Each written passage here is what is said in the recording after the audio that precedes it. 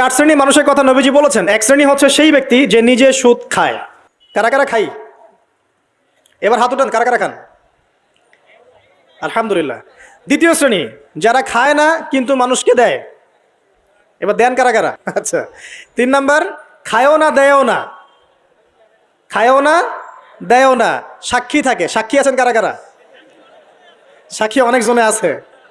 আচ্ছা, মাশাআল্লাহ, লা ইলাহা ইল্লাল্লাহ। 4 নাম্বার, খায়ও না দেয়ও না, সাক্ষীও থাকে না, লিখে রাখে।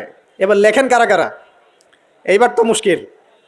এখানে তো অনেক বিসিএস ক্যাডার আছেন মনে হয়, এবং অনেক এমন এমন সেকশনে জব করছেন যেখানে লিখতে হচ্ছে নাকি। তো এই 4 শ্রেণীর মানুষকে নবী সাল্লাল্লাহু আলাইহি ওয়াসাল্লাম কি করেছেন ভাই, আমি শুনাই আপনাকে খালি। আল্লাহ নবী বলেছেন যে আমি 4 শ্রেণীর মানুষকে সমানভাবে অভিশাপ দিয়ে গেলাম। আচ্ছা। 3 নাম্বার, খায়ও না দেয়ও না, খায়ও না দেয়ও না, সাক্ষী থাকে। সাক্ষী আছেন কারা কারা? সাক্ষী অনেক জনে আছে। আচ্ছা, মাশাআল্লাহ, লা ইলাহা ইল্লাল্লাহ। 4 নাম্বার, খায়ও না দেয়ও না, সাক্ষীও থাকে না, লিখে রাখে। এবার লেখেন কারা কারা? এইবার তো মুশকিল। এখানে তো অনেক বিসিএস ক্যাডার আছেন মনে হয়, এবং অনেক এমন এমন সেকশনে জব করছেন যেখানে লিখতে হচ্ছে নাকি।